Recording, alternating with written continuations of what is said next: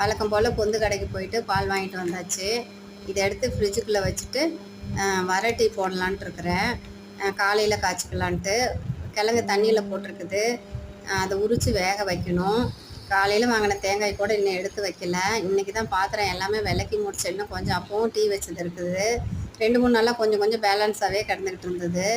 ஏன்னா கொஞ்சம் தலைவலிக்கிற மாதிரி இருந்ததுன்னு விட்டுட்டேன். இன்றைக்கி தான் எல்லாம் விலைக்கு கழுவிட்டு பொந்து கடைக்கு போயிட்டு வந்துட்டு இப்போ டீ போட்டுக்கிட்டு இருக்கிறேன்.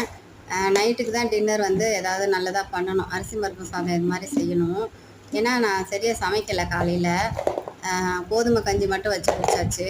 தயிர் போட்டு கலக்கி குடிச்சிட்டேன். சரி, நைட்டுக்கு நல்ல டின்னராக செஞ்சுக்கலாம், அரிசி பருப்பு சாதம் செஞ்சுக்கலாம். மாவு இல்லை.